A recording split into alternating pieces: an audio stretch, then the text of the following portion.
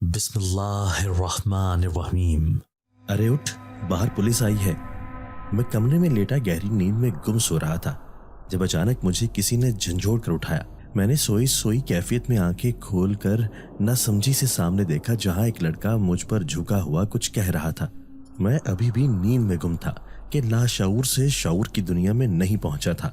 تبھی نہ تو سامنے موجود خود پر جھکے لڑکے کو پہچان پایا تھا، نہ ہی اس کی بات صحیح طرح سمجھ پایا تھا۔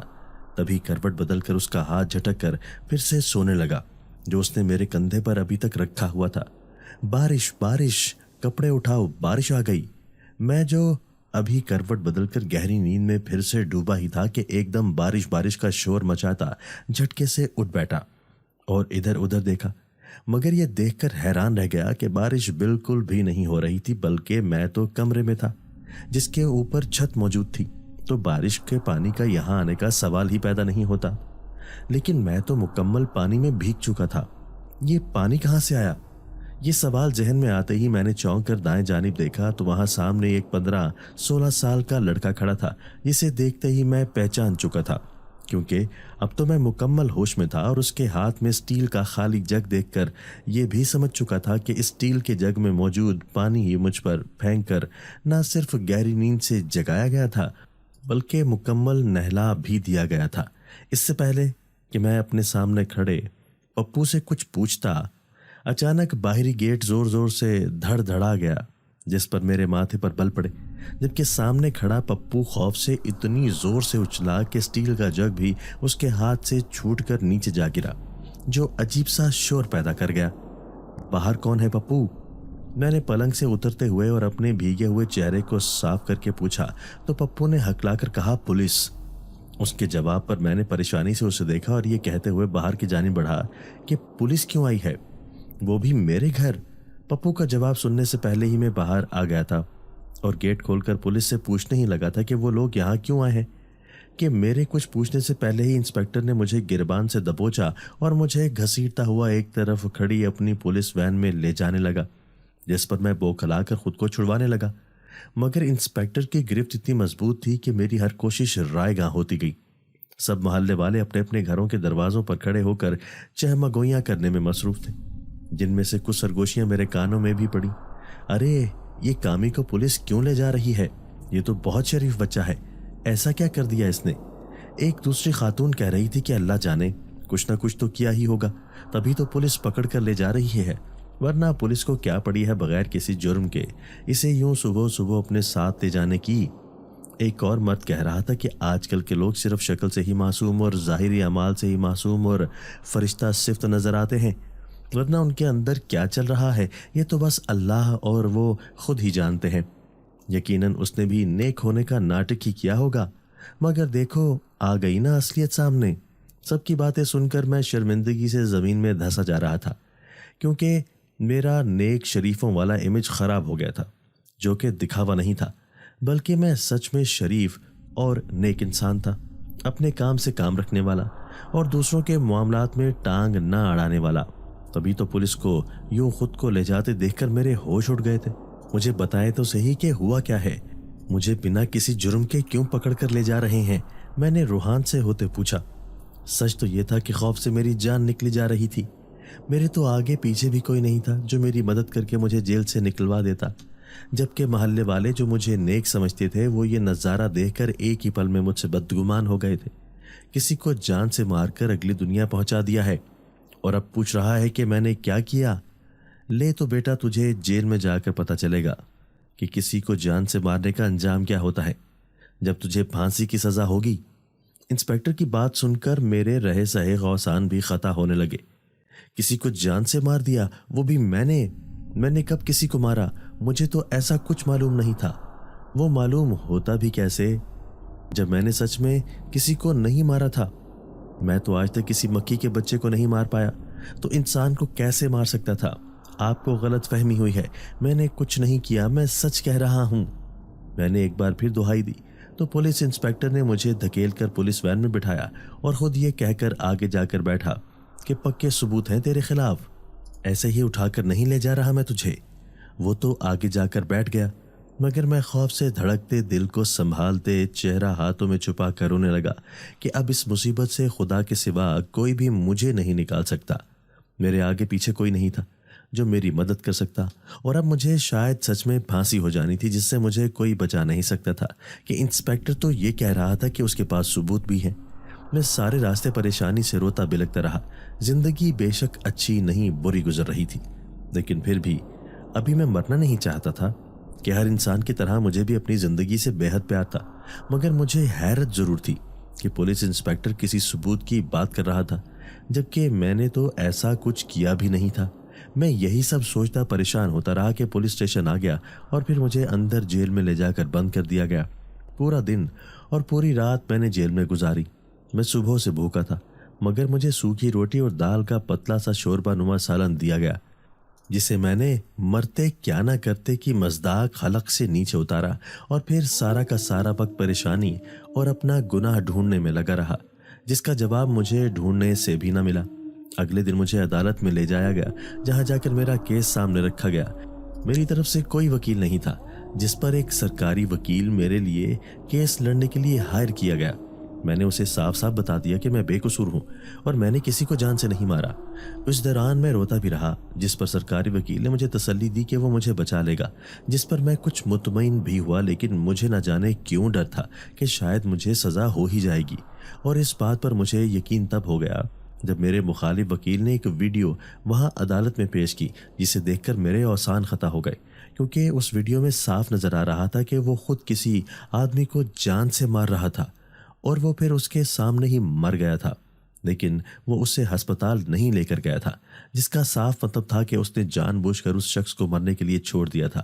ویڈیو کو دیکھ کر عدالت میں بیٹھے ہر شخص کی نگاہ مجھ پر تھی، اور ہر نگاہ میں میرے لیے حقارت، نفرت، بغض اور عداوت تھی۔ اور ان کی نفرت اس لیے تھی کہ ویڈیو میں نظر آتا اس بیچارے شخص کو مارنے والا کوئی اور نہیں بلکہ میں تھا۔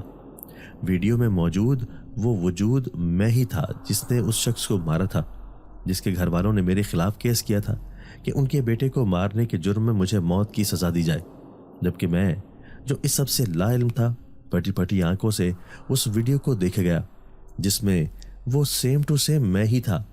لیکن خدا جانتا تھا کہ وہ میں نہیں تھا جس نے ایک شخص کی جان لی، بلکہ وہ میرا ہم شکل تھا۔ نہیں، یہ میں نہیں ہوں جج صاحب، یہ کوئی اور ہے، یہ میرا ہم شکل ہے۔ میں نے کسی کو نہیں مارا، معصوم ہوں، میں بے قصور ہوں۔ میں نہیں جانتا کہ مرنے والا کون تھا، کیونکہ میں نے سچ میں اسے نہیں مارا۔ میرے چیخنے چلانے پر جج نے غصے سے بھڑکتے ہوئے اپنا لکڑی کا ہتھوڑا زور سے میرے سامنے ڈائس پر مارتے ہوئے کہا، آرڈر آرڈر۔ اتنی زوردار آواز پر میں ایک دم چپ ہو گیا اور روتا ہوا سامنے دیکھنے لگا، جہاں آرڈر کہہ کر جج اب غصے سے مجھے گھورتا ہوا پین سے کاغذ پر کچھ لکھ رہا تھا۔ اس نے ایک بار نظریں اٹھا کر پین ایک طرف رکھا اور زوردار اور روب بھری آواز میں کہا کہ تمام ثبوتوں کو مد نظر رکھتے ہوئے عدالت اس فیصلے پر پہنچی ہے کہ اس شخص کی جان کامی عرف کامران نے ہی لی ہے، اور اس جرم میں کامی عرف کامران کو پھانسی کی سزا کا حکم دیا جاتا ہے۔ جج نے میرا نام لیتے ہوئے مجھے سزا سنائی اور پھر کاغذ پر سائن کر کے پین کی نب کو روایت کے مطابق کاغذ پر توڑ دیا، جس پر میں ساکت سا کھڑا اپنی خاموشی سے اپنی زندگی کا سب سے بڑا فیصلہ سنا، جو مجھے موت کی طرف دھکیلنے والا تھا۔ اور سمجھ میں آتے ہی میں نے رونا شروع کر دیا، لیکن پولیس نے مجھے اس بات کی بھی مہلت نہ دی اور مجھے پولیس اسٹیشن لے جانے لگے۔ وہاں سے مجھے سینٹرل جیل میں منتقل کر دیا گیا تھا، جہاں سے 3 دن بعد مجھے پھانسی کی سزا دی جانی تھی۔ میرا کوئی تھا ہی نہیں جو مجھ سے ملنے یا مجھے تسلی دینے آتا۔ تبھی میں اکیلا ہی سارا دن سوچوں میں گزار دیتا کہ مجھے بنا قصور ہی سزا دی جا رہی تھی۔ موت کا وقت تو طے ہو ہی چکا تھا، اور اب جب کہ مجھے پتا تھا کہ مجھے مرنا ہے، تو اب میں ہر سوچ کو ذہن سے جھٹک کر عبادت میں مشغول رہنے لگا تھا۔ ہر وقت اللہ کے ناموں کا ورد کرتا رہتا یا قرآن پاک کی تلاوت کرتا رہتا، 5 وقت کی نماز پڑھتا۔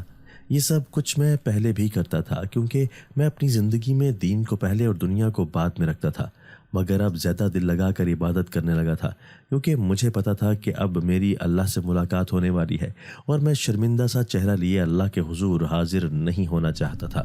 آخر کرتے کرتے وہ دن بھی آ گیا جب مجھے پھانسی کی سزا دی جانی تھی۔ مجھے یہ سب کچھ پہلے سے ہی معلوم تھا، لیکن پھانسی گھاٹ کی طرف جاتے ہوئے میری روح لرزنے لگی تھی۔ خوف سے رونگٹے کھڑے ہو گئے اور پورا جسم پسینے سے شرابور ہو کر کانپنے لگا۔ कुछ ही देर में मैं फांसी घाट पर मौजूद था। एक तरफ डॉक्टर, पुलिस और ना जाने कौन कौन खड़ा था। मुझे कुछ सुझाई न दे रहा था। याद था तो बस ये कि अब मैं मरने वाला हूँ। कुछ ही देर में मेरे चेहरे पर काले रंग का बड़ा सा मास्क चढ़ा दिया गया, जिसकी वजह से मेरे सर के साथ साथ चेहरा भी छुप गया, और फिर मेरे गले में रस्सी का फंदा डाला गया। मुझे इल्म था कि अगला लम्हा क़यामत का होने वाला था, क्योंकि अब मेरे नीचे से तख्ता खींचा जाएगा और मैं हवा में मौलक फंदे की वजह से दम घुटने से तड़प तड़प कर मर जाऊंगा। उसी लम्हे से तो डर रहा था। मौत का डर नहीं था, बस इस बात का अफसोस था कि मुझे बेगुनाह होते हुए भी किसी और के जुर्म की सज़ा सुनाई जा रही थी। मुझे फांसी होने लगी, और जब मुझे कुछ और समझ में नहीं आया तो मैंने आंखें बंद करके सूरह जिन की तिलावत करना शुरू कर दी। मगर कुछ देर बाद आंखें खोलनी तो हैरत से मेरा मुंह खुल गया, क्योंकि मैं अब फांसी घाट पर नहीं बल्कि किसी और ही जगह पर मौजूद था। मेरे चेहरे पर अब मास्क नहीं था, जिसकी वजह से मैं सामने का मंजर आराम से और वाज़े तौर पर देख पा रहा था। और हैरत से मेरा बुरा हाल था, क्योंकि उस वक्त मैं फांसी घाट पर नहीं बल्कि किसी बेहद खूबसूरत और बड़े से महल में खड़ा था, जो कोई आम महल नहीं था बल्कि बेहद कदीम कोई अजीब सा महल था, जहां इंसान नहीं बल्कि जिन्नात मौजूद थे। वो बेहद खौफनाक शक्लों वाले और लंबे तड़ंगे जिन्नात थे, जिनको देखकर ही जान निकलती महसूस हो रही थी। वो सब उस वक्त इतने बड़े महल में यहाँ से वहाँ टहल रहे थे। तभी मेरी निगाह शाही दरबार की तरफ उठी। मैं दबे कदमों उसकी तरफ बढ़ा, मगर ये देखकर मैं हैरान रह गया कि जहाँ से मैं गुजर रहा था वहाँ मौजूद सभी जिन्नात मेरे सामने झुककर कॉर्नश बजा ला रहे थे, जिस पर मेरी हैरत बढ़ती जा रही थी। वो अचानक सामने आकर मेरे आगे झुकते तो मैं खौफ से उछलकर पीछे हट जाता, मगर वो मुझे कुछ न कहते बल्कि खामोशी से आदाब करके कॉर्निश बजा ला कर चले जाते और मेरी हैरत में मजीद इजाफा कर जाते। जिसके बाद मैं दरबार में पहुंचा तो ये देखकर मैं धक से रह गया कि शाही दरबार में शाही तख्त पर एक बादशाह बैठा हुआ था, लेकिन उसकी शक्ल, उसका कद, उसका डेल डोल सब कुछ मेरे जैसा था। वो बिल्कुल मेरी कॉपी था, ऐसे जैसे मेरा हम शक्ल हो। उसे देखकर मुझे वो वीडियो याद आई जिसमें उसने किसी को मार डाला था और इल्ज़ाम मुझ पर लग गया था, और अब मुझे मुकम्मल तौर पर यकीन हो गया था कि मुजरिम असल में ये शख्स था जो यहाँ जिन्नात का बादशाह बना बैठा था, और इसी के किए की सज़ा मुझे फांसी की सज़ा मिल रही थी। मैं गम और गुस्से से उसकी तरफ बढ़ने लगा ताकि उससे अपने साथ किए का हिसाब ले सकूं, मगर इससे पहले कि वो मुझे देखता अचानक वो गैज़ व गज़ब से उठकर खड़ा हुआ और उसने बैठे बैठे अपने जिन्नात के वज़ीर को हुक्म दिया तो उसने मेरे हमशक्ल बादशाह के इशारे पर एक जिनजादे का सर कलम कर दिया, जिस पर हर तरफ चीखों पुकार गूंज उठी। मगर बादशाह के एकदम जोर से धाड़ने पर जितनी जल्दी ये चीखों पुकार मची थी उतनी ही जल्दी थम भी गई और सब थरथरा कर कांपते हुए वापस अपनी अपनी जगह पर सर झुकाकर बैठ गए। ये मंजर देखकर मेरे हवास गुम हो गए थे। मुझे समझ न आया कि मैं आगे बढ़कर उससे अपने साथ हुए जुल्म का हिसाब किताब करूं या यहाँ से ही वापस लौट जाऊं। मगर लौट कर जाता भी कहाँ? मुझे तो यहाँ से निकलने का कोई रास्ता भी मालूम नहीं था, बल्कि मुझे तो ये भी मालूम नहीं था कि मैं यहाँ आया कैसे। मैंने तो फांसी होते वक्त बिना सोचे समझे सूरह जिन पढ़ी थी।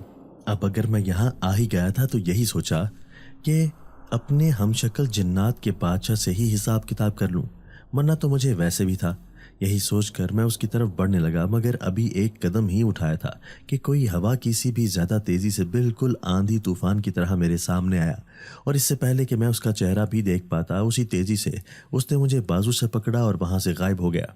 इतनी तेज़ी और उस अचानक हमले पर मेरा दिमाग चकरा कर रह गया था और मेरी आंखों के सामने अंधेरा छा गया था, और कुछ पल बाद जब मैंने आंखें खोली तो दम बखुद रह गया। मेरे सामने एक इंतहाई हसीन लड़की मौजूद थी, जिसकी आंखें गहरे भूरे और नारंगी रंग की थीं, चेहरा बेहद गोरा, तीखे नकूश, सुर्खी माइल होंठ, सिल्की लंबे घने बाल। मुझे ऐसा लगा जैसे मैं कोई कोहकाब की परी को देख रहा हूँ। वो इतनी हसीन थी कि अगर मैं हाथ लगाता तो वो मैली हो जाती, और उस पर मुझे बिल्कुल किसी खूबसूरत परी जैसी मूर्ति का गुमान हो रहा था। मैं दम बखुद सांस रोके उसे देखता रहा। उसका हाथ मेरे हाथ में था, जो रुई की तरह नरम और मुलायम था। मेरा दिल एक ही पल में उस हसीन लड़की के हुस्न का असीर हो गया था, और मैं एक टिक उसे देखा जा रहा था, बिना पलके झपकाए और बिना किसी दूसरी सांस लिए, और न जाने कब तक देखता रहता कि उसने अपना हाथ मुझसे छुड़वाया और मुझे धक्का दे दिया। उसके धक्के पर मैं होश में आकर चीखा, मगर मैं नीचे नहीं बिस्तर पर गिरा था, जिस पर मेरी चीख रुकी। वो लड़की अब बेहद गौर से मुझे देख रही थी, जिस पर मैं उसकी नारंगी आंखों से निकलती अजीब सी शुआओं जैसी लपक पर जज्बज होकर और खौफ से हलक तर करता पीछे को खिसका। वो मेरे सामने रखी कुर्सी पर बैठी और सख्त लहजे में पूछा कि कौन हो तुम और यहाँ क्या कर रहे हो। उसके पूछने पर मैंने गहरा सांस भरा और कहा कि पहले तुम बताओ कि तुम कौन हो और मुझे यहाँ क्यों लेकर आई हो।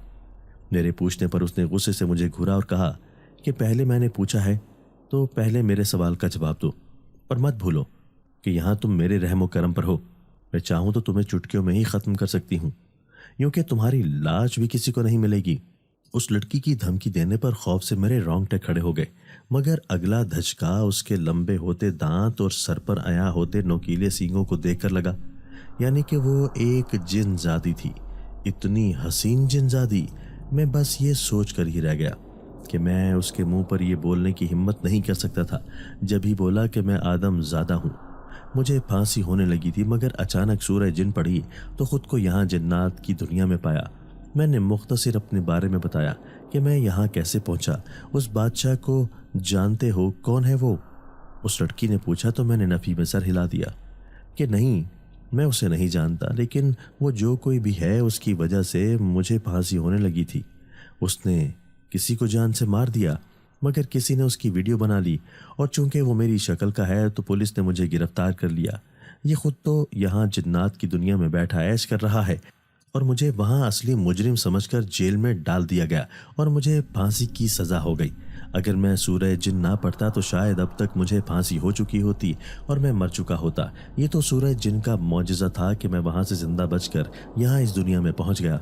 मैंने उस जिनजादी को सब कुछ बताया, जिस पर उस लड़की ने बताया कि वो जिन्नात का बादशाह है, मगर वो असली जिनजादा नहीं है, बल्कि एक इंसान है जो जिन्नात का बादशाह बनकर यहाँ पर राज कर रहा है। उसके पास न जाने कहाँ से जिन्नात की ताकत आ गई है, वो ताकतें जो ख़ास जिन्नात के बादशाह के पास मखसूस होती हैं और कोई उन ताकतों का मुकाबला नहीं कर सकता।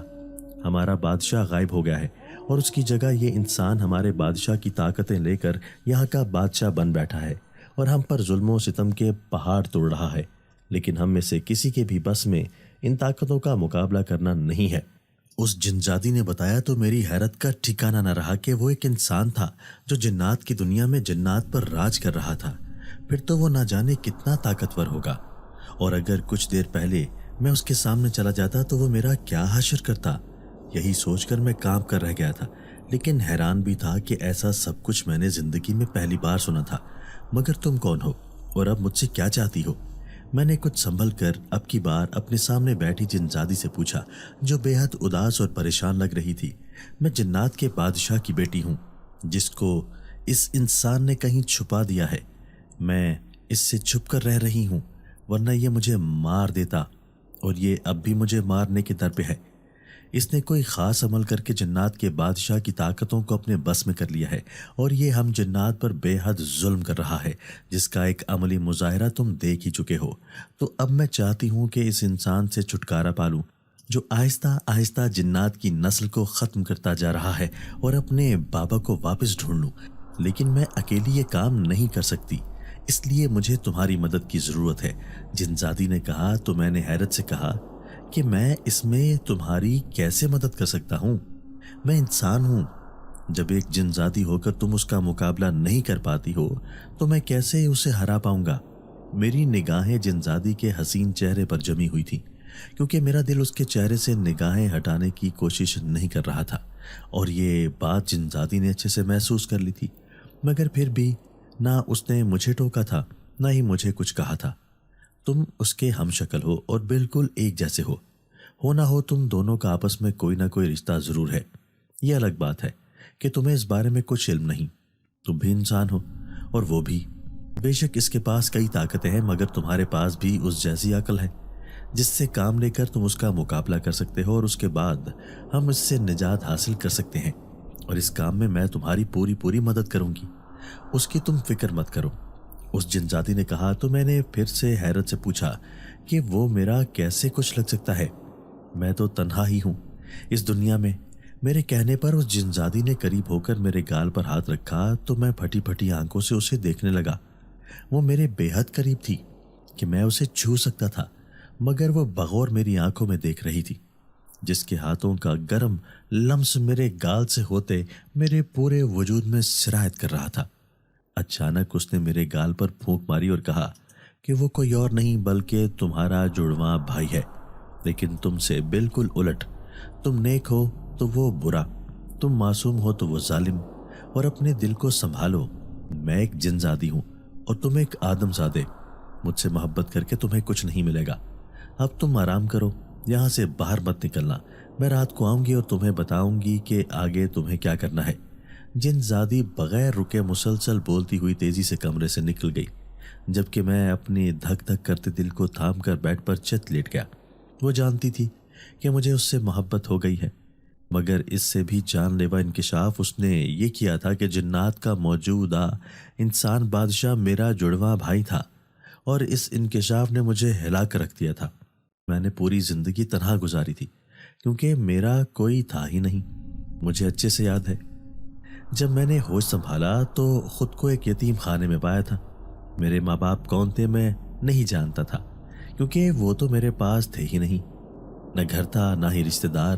میری پرورش یتیم خانے میں ہوئی تھی، جہاں سسک سسک کر زندگی گزاری تھی۔ کبھی پہننے کو کپڑے نہیں ہوتے تھے تو کبھی کھانے کو کھانا نہیں ہوتا تھا، کبھی باہر مانگنے بھیجا جاتا تھا اور کبھی مسکینوں کی طرح ڈونیشن دینے والوں کے سامنے کھڑا کر دیا جاتا تاکہ وہ معصوم شکلوں پر رحم کھا کر ڈونیشن کی رقم بڑھا دیں۔ وہ 12 سال کا تھا جب اسے بوڑھے جوڑے نے گود لیا تھا۔ اس کی کوئی اولاد نہیں تھی اور ایک چھوٹا سا گھر تھا جس میں میں ان کے ساتھ رہنے لگا تھا۔ وہ دونوں کافی بوڑھے تھے، مگر ان کی چھوٹی سی دکان تھی۔ میں نے انہی کو اپنا ماں باپ سمجھ لیا اور ان کا بہت خیال رکھتا۔ انہوں نے مجھے اسکول میں داخل کروا دیا، لیکن میں نے کبھی ان کے پاس کسی رشتہ دار کو آتے جاتے نہیں دیکھا تھا۔ میں نے میٹرک کی تو میرے منہ بولے باپ کا انتقال ہو گیا اور میں اور میری ماں اکیلے رہ گئے۔ میں نے دکان سنبھال لی اور خود اسے چلانے لگا جو کریانے کی تھی۔ اماں کا بھی بھرپور خیال رکھتا تاکہ وہ کبھی دکھی نہ ہو۔ لیکن میں 18 سال کا ہوا تو میری اماں کا بھی انتقال ہو گیا، تو میں اس دنیا میں تنہا ہو گیا اور یوں آگے پڑھائی جاری نہ رکھ سکا اور دکان چلا کر کمانے لگا اور اپنا پیٹ بھرنے لگا۔ دکان پر میں نے سامنے والے گھر میں رہنے والے پپو کو رکھ لیا تھا، جو پڑھتا نہیں تھا بلکہ سارا وقت فارغ ہی گھومتا پھرتا رہتا تھا۔ میں 20 سال کا ہو چکا تھا اور ان 20 سالوں میں مجھے آج تک پتہ نہیں چلا تھا کہ میرا کوئی جڑواں بھائی بھی ہے، اور پتہ بھی تب چلا جب مجھ پر الزام لگا کر پھانسی دی جانے لگی۔ اور اب یہ انکشاف ہی جان لیوا تھا کہ میرا جڑواں بھائی ایک برا انسان تھا، جس نے نہ صرف انسانوں کی جان لی تھی بلکہ جنات کے بادشاہ کو قید کر کے خود نہ صرف بادشاہ بنا بیٹھا تھا بلکہ جنات پر ظلم بھی کر رہا تھا۔ ساری بات سوچتے ہوئے میرا سر درد سے پھٹنے لگا تھا، جبکہ پیٹ میں شدید بھوک بھی محسوس ہو رہی تھی، جس پر میں اٹھ کر بیٹھا، مگر اٹھتے ہی نگاہ سامنے رکھے ٹیبل پر پڑی جس پر گرما گرم کھانا موجود تھا۔ میں حیران ہوتا کھانا کھانے لگا جو یقیناً اس حسین جنزادی نے ہی یہاں لا کر رکھا تھا۔ کھانا کھانے کے بعد میں ایک بار پھر اس سب کے بارے میں سوچنے لگا، مگر مجھ پر غنودگی طاری ہونے لگی اور میں ہر سوچ کو ذہن سے جھٹک کر گہری نیند میں اتر گیا۔ اگلے دن میں جاگا تو سامنے ہی جنزادی بیٹھی ہوئی تھی۔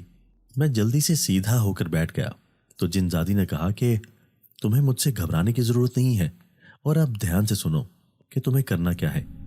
جنزادی نے بے حد نرم لہجے میں کہا تو میں سر ہلا کر اس کی طرف متوجہ ہو گیا، جو اب دھیمے لہجے میں مجھے بتا رہی تھی کہ مجھے کیا کرنا ہے۔ میں اس کی ہر بات توجہ سے سنتا رہا اور پھر سر ہلا دیا۔ ٹھیک ہے، جیسے تم کہو گی میں وہی کروں گا، میں نے تابعداری سے کہا۔ تو وہ کچھ پل مجھے دیکھتی رہی اور پھر میرا گال تھپ تھپا کر بولی کہ تم اچھے لڑکے ہو اور مجھے پسند بھی ہو۔ جنزادی اتنا کہہ کر جیسے آئی تھی ویسے ہی چلی گئی تھی، جبکہ اس کے لفظوں سے مسحور ہوتا میں بلش کرنے لگا۔ میں یہ بات اب مزید اپنے دل سے نہیں چھپا سکتا تھا کہ میں ایک جنزادی کے عشق میں گرفتار ہو گیا تھا، اور نہ ہی چھپانا چاہتا تھا، لیکن جنزادی کے منہ سے یہ سن کر میرا دل باغ باغ ہو گیا تھا کہ وہ بھی مجھے پسند کرتی ہے۔ لیکن اس کا مطلب یہ نہیں ہے کہ اب تم ہر وقت میرے بارے میں سوچتے رہو، کیونکہ اس محبت کی کوئی منزل نہیں ہے، اور یہ بھی مت بھولو کہ خطرہ ہم سب کے سروں پر منڈلا رہا ہے۔ اب اٹھو اور کام پر لگ جاؤ۔ میں ابھی اس بارے میں سوچ ہی رہا تھا جب جنزادی ایک بار پھر حاضر ہو کر شرارت بھرے انداز میں کہتی تیزی سے غائب ہو گئی۔ जिस पर मैं डर कर उछल पड़ा और बिस्तर से नीचे गिरता गिरता बचा। लेकिन जब मुझे बात समझ में आई तो मैं अपनी नादानी पर खज्जल होकर सर पर हाथ फेरता उठा और जिनजादी की दी गई चीज़ें उठाकर पहनता हुआ तेजी से बाहर निकला। उसका दिया खंजर संभाल कर मैंने नयाब में छुपा लिया था, जो मेरे लिबास के साथ जुड़ी हुई थी। मैं जैसे ही कमरे से बाहर निकला तो जैसे अगले ही पल मेरे पैरों तले से ज़मीन खिसकी और मेरा जिस्म हल्का फुल्का हो गया। मगर ये कैफियत सिर्फ एक पल ही की थी। उससे अगले ही पल मैंने खुद को वापस ज़मीन पर पाया और अब की बार मैं उसी महल में था जहाँ पर मैं जेल से यहाँ नमूदार हुआ था। जिन्नात यहाँ से वहाँ टहल रहे थे, मगर जैसे ही मैंने वहाँ कदम रखा तो सारे जिन्नात मुझे देखकर एक बार फिर कॉर्निश बजा लाने लगे और मेरे सामने सर झुकाने लगे, जिसकी वजह सिर्फ और सिर्फ ये थी कि मैं मुकम्मल तौर पर जिन्नात के बादशाह के रूप में था। मैंने शाही बादशाहों वाला लिबास पहन रखा था, सर पर शाही ताज सजा हुआ था, चेहरे पर तमकनत और जलाल रकम था, जबकि चाल ढाल भी बादशाहों वाली थी और चेहरा तो था ही मौजूदा बादशाह का हम शक्ल, जिसकी वजह से सभी मुझे अपना बादशाह ही समझ रहे थे। लेकिन सिर्फ एक चीज़ का फ़र्क था, मैं एक आम इंसान था और मेरे पास जिन्नात की कोई ताकत मौजूद नहीं थी, जबकि मेरा जुड़वा भाई जिन्नात का ना सिर्फ बादशाह बना हुआ था बल्कि उसके पास जिन्नात की ताकतवर ताकतें भी मौजूद थीं, जिनका मुकाबला जिन्नात भी नहीं कर पाते थे। और अब मैं उसी का मुकाबला करने जा रहा था, जिसमें ना जाने मैं जीत भी पाता या नहीं, कि वो मुझसे कई गुना ताकतवर था। लेकिन मुझे एक बात का अफसोस था कि वो मेरा जुड़वा भाई था जिसका मुकाबला मैं करने जा रहा था। वो भाई जिसके बारे में मुझे कभी भी पता नहीं चल सका था, और वो बुरा बन चुका था और सबके साथ बुरा कर रहा था। मेरे साथ भी तो बुरा कर चुका था, मगर फिर भी मेरा दिल उसके लिए नरम पड़ रहा था। लेकिन मैं ये भी जानता था कि मैं मज़ीद नरम पड़ा तो यकीनन वो बाकी सबके साथ मुझे भी मार देगा, और इसीलिए मुझे उसे हर हाल में मारना ही था। मैं शाही दरबार में पहुंच चुका था, जहां सामने ही वो शाही तख्त पर बैठा हुआ था। मुझे देखते ही वो खड़ा हो गया और हैरत से मुझे देखता हुआ शाही तख्त से नीचे उतरकर मेरी तरफ बढ़ने लगा। बाकी सब भी हैरत से कभी मुझे तो कभी सामने खड़े मेरे जुड़वा भाई और जन्नात के बादशाह को देख रहे थे, जैसे वो समझ न पा रहे हों कि असली जन्नात का बादशाह कौन है। कौन हो तुम और यहाँ मेरी सल्तनत में क्या कर रहे हो? उसने बेहद गुस्से से भड़क कर मुझसे पूछा। तो मैंने कहा कि मैं जन्नात का बादशाह हूँ और ये मेरी सल्तनत है, लेकिन तुम यहाँ सबको धोखा देकर मेरी जगह पर बादशाह बनकर बैठ गए हो, जबकि बादशाह मैं हूँ और तुम बस मेरे चेहरे का फ़ायदा उठाकर सबको धोखा दे रहे हो। मैंने गुस्से से भड़कते हुए जताते अंदाज में सबको देखकर कहा, तो सभी जन्नात चहमकोइयाँ करने लगे, जिस पर मेरे जुड़वा भाई ने धाड़ कर कहा कि मैं जन्नात का बादशाह हूँ और ये मेरी फितरत है। मेरे पास तुमसे ज़्यादा ताकतें हैं जिनसे मैं अभी तुम्हें जलाकर भस्म कर दूंगा, लेकिन अगर तुम बादशाह हो तो साबित करो। उसने इतना कहकर गुस्से से अपने हाथों को घुमाकर जेर लब कुछ पढ़ना शुरू किया तो मेरा सांस हलक में अटका। मेरे पास तो कोई ताकत नहीं थी, अगर वो मुझे जादू से मार देता तो मैं क्या करता? मैंने कन अखियों से इधर उधर देखते जिनजादी को ढूंढने लगा, जिसने मुझे अपनी मदद करने का पूरा वादा किया था। खौफ भी था कि अगर वो ना होती तो अपनी दुनिया में तो नहीं मगर यहाँ बेमौत मारा जाऊं। लेकिन अपने दाएं जानिब देखते ही मेरी सांस में सांस आई, क्योंकि वो वहीं खड़ी थी और आंखों ही आंखों में मुझे तसल्ली दे रही थी। मेरे देखते ही देखते वो मेरे अकब में आ गई, इस तरह कि वो सिर्फ मुझे नजर आ रही थी, बाकी वहाँ मौजूद किसी भी जिनजादे को नहीं। तभी मेरे जुड़वा भाई ने तेजी से जादुई आग का गोला बनाकर मेरी तरफ फेंका और मैंने जिनजादी की हिदायत पर तेजी से अपने हाथों को यूं झटका जैसे मैं कोई जादू कर रहा हूँ। मेरा ऐसा करते ही वो आग का गोला वापस पलटा और मेरे जुड़वा भाई से जाकर टकराया, जो कि असल में जिनजादी का जादू था। वो बुरी तरह बिलबिलाता हुआ दूर जा गिरा और उसके यूं पहले ही वार में शिकस्त खाने पर बाकी सब जिन्नात को यकीन होने लगा कि मैं ही असली बादशाह हूँ जिसने अपने हम शक्ल को शिकस्त दी है, क्योंकि बादशाह तो सबसे ताकतवर होता है। सब लोग अब नीचे गिरे हुए थे। मेरे हम शक्ल जुड़वा भाई को लान तान करने लगे कि वो धोखेबाज है और असल बादशाह यह है जिसने पहले ही वार में उसे धूल चटा दी है। मेरा जुड़वा भाई गुस्से से उठ खड़ा हुआ और एक बार फिर अपने जादू के जरिए मुझ पर हमला कर दिया, लेकिन इस बार भी जिनजादी ने मुझे उसके हमले से और जख्मी होने से बचा लिया। جس کے بعد مجھ میں مزید جوش بھر گیا اور میں اسے مزید غصے سے للکارنے لگا، جو اپنی بار غصے سے سرخ پڑ رہا تھا۔ اور رہی صحیح قصر باقی کے جنات نکال رہے تھے، جو مسلسل میرے جڑواں بھائی کو للکار رہے تھے اور لان تان کر کے اس کو غصہ مزید بڑھا رہے تھے، جس پر مجھے ڈر بھی لگا کہ کہیں وہ کوئی ایسا جادو نہ کر دے جس کا مقابلہ جن زادی نہ کر پائے۔ تبھی میرے جڑواں بھائی نے اچانک اپنے ہاتھ ہوا میں بلند کر کے کچھ پڑھا تو میرے سامنے مجھے جن زادی کی زوردار چیخ سنائی دی، جو اب زمین پر گری تڑپ رہی تھی اور سب کے سامنے ظاہر ہو گئی تھی۔ سب پریشانی سے اسے دیکھ رہے تھے کیونکہ سب اسے پہچانتے تھے۔ وہ ان کے پچھلے جناتی بادشاہوں کی بیٹی یعنی سلطنت کی شہزادی تھی، تو وہ کیسے اسے نہ پہچانتی؟ اس کے حسین چہرے پر تکلیف کے آثار دیکھ کر میرا دل دھک سے رہ گیا اور میں بے چینی سے اس کی طرف بڑھا، مگر جیسے ہی میں نے اسے چھوا تو ایک جھٹکا سا محسوس ہونے لگا اور میں یوں اچھل کر اس سے کافی دور جا گرا جیسے اس نے مجھے کرنٹ مارا ہو۔ میں نے غم اور پریشانی سے جن زادی کو دیکھا جس کا چہرہ نیلا پڑنے لگا تھا، جبکہ میرا جڑواں بھائی ابھی بھی زیر لب کچھ پڑھ رہا تھا۔ جن زادی کی تڑپتی حالت اور نڈھال سی ادمری کیفیت دیکھ کر میری آنکھوں میں خون اتر آیا۔ میرے جڑواں بھائی نے میری ہی نہیں بلکہ کئی لوگوں کی زندگی اجیرن کی تھی، ان کو برباد کر دیا تھا، اور اب وہ اس لڑکی کو مارنے جا رہا تھا جس سے میں محبت کرتا تھا۔ تو کیسے ممکن تھا کہ میں اب بھی چپ رہتا؟ میں نے تیزی سے جن زادی کا دیا چاقو نکالا اور پھر غصے سے اپنے جڑواں بھائی کی طرف بڑھایا۔ جواب میں آنکھیں بند کیے مسلسل ہاتھ اٹھا کر لگاتار کچھ پڑھ رہا تھا، اور اس کے اس عمل کی وجہ سے وہ جن زادی بھی مسلسل تڑپ رہی تھی۔ میں نے جن زادی کا بتایا ہوا منتر پڑھ کر وہ چاقو مضبوطی سے ہاتھ میں تھاما اور اپنے جڑواں بھائی کے قریب آتے ہی اپنا ہاتھ زور سے بلند کر کے اس کی گردن پر وار کرنا چاہا، مگر ابھی میرے چاقو کی نوک اس کی گردن سے ہلکا سا ٹکرائی ہی تھی کہ میرے پورے وجود کو ایک زوردار جھٹکا لگا اور میری آنکھوں کے سامنے اندھیرا چھا گیا۔ چاقو میرے ہاتھ سے چھوٹ کر نیچے جا گرا اور میرا جسم کانپنے لگا، مگر میری یہ کیفیت لمحہ بھر کی تھی۔ اگلے ہی پل میں نے خود کو پرسکون کیا اور ذہن چکرانا بند کر کے ٹھکانے پر آیا تو میں نے مطمئن ہو کر گہرا سانس بھر کر آنکھیں کھولی، مگر آنکھیں کھولتے ہی میرے اوپر کا سانس اوپر اور نیچے کا نیچے رہ گیا۔ مجھے محسوس ہوا جیسے میں آسمان سے گرا کھجور میں اٹکا تھا۔ میں یہاں سے بیچ کر جنات کی دنیا میں پہنچ گیا تھا اور وہاں مرنے کے دہانے پر تھا کہ واپس اپنی انسانی دنیا میں پہنچ گیا تھا، وہیں جہاں سے غائب ہو کر میں آ گیا تھا، اور اب مجھے لگ رہا تھا کہ میں وہاں نہیں مرا تو اب یہاں لازمی طور پر مر جاؤں گا۔ میں نے کرا کر اپنے سامنے کھڑے پولیس انسپکٹر، ڈاکٹر اور حوالداروں کو دیکھا جو ابھی تک یہاں موجود تھے، جس سے مجھے ایک ہی بات سمجھ میں آ رہی تھی کہ میرے یہاں سے جنات کی دنیا میں جانے کے بعد یہاں وقت رک گیا تھا اور اب میں اسی وقت میں یہاں پہنچا تھا، یعنی اب مجھے پھر سے پھانسی دی جانی تھی۔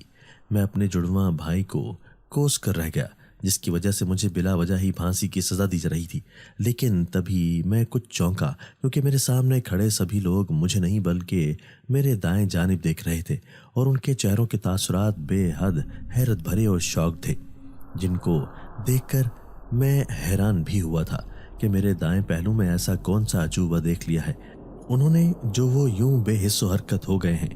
یہی سوچتے ہوئے میں نے جو ہی اپنے دائیں جانب دیکھا تو میں بے ساختہ چیختا ہوا اچھل پڑا، کیونکہ وہاں کوئی اور نہیں بلکہ میرا جڑواں بھائی کھڑا ہوتا ہے جو سب کو کھا جانے والی نظروں سے دیکھ رہا ہوتا ہے۔ وہ یہاں کیسے آیا؟ یہی سب سوچتا ہوا میں اس کو دیکھتا ہوا اس کا جائزہ لے کر پھر سے چونکا، کیونکہ وہ اس وقت شاہی لباس میں نہیں بلکہ عام سادہ سی میرے جیسی پینٹ شرٹ میں ملبوس تھا، اور وہی نہیں بلکہ میں بھی اس وقت انہی کپڑوں میں ملبوس تھا جن میں میں یہاں سے غائب ہوا تھا۔ میں تیزی سے اس سے دور ہٹ کر کھڑا ہوا کہ کہیں وہ وہاں کا بدلہ مجھ سے یہاں نہ لے لے، کہ تبھی انسپکٹر کی بات پر میں ان کی طرف متوجہ ہوا جو کہہ رہا تھا کہ یہاں تو ایک مجرم تھا جس کو پھانسی دی جانی تھی، تو یہ دوسرا اس کا ہمشکل کیسے یہاں آ گیا، اور اب ہمیں پتہ کیسے لگے گا کہ اصلی مجرم کون تھا اور پھانسی کس کو دینی تھی۔ انسپکٹر کی بات سن کر میں اور میرا جڑواں بھائی ایک ساتھ چیخے اور بولے کہ میں مجرم نہیں ہوں، یہ اصلی مجرم ہے، اس کو پھانسی دی جائے۔ ہم دونوں کے یوں ایک ساتھ چیخنے پر انسپیکٹر اور جیلرز مزید کنفیوز ہو گئے، کیونکہ ہمارے کپڑے ہی نہیں بلکہ ہمارے چہرے بھی ایک جیسے تھے اور وہ بنا تحقیق کیے کسی کو پھانسی پر نہیں چڑھا سکتے تھے۔ مجھے چھوڑ دو، میں نے کچھ نہیں کیا، یہ میرا جڑواں بھائی ہے اور اسی نے اس شخص کو جان سے مارا تھا، میرا کوئی قصور نہیں۔ سب کو جذبز ہوتے دیکھ کر میں نے چیخ کر اپنی صفائی دینی شروع کی تو میرا جڑواں بھائی دھاڑ اٹھا، جھوٹ مت بولو، اصلی مجرم تم ہو اور تم ایک عادی مجرم ہو، تم شروع سے ہی ایک برے انسان تھے اور تم ہی اپنے فائدے کے لیے دوسروں کو جان سے مارتے ہو۔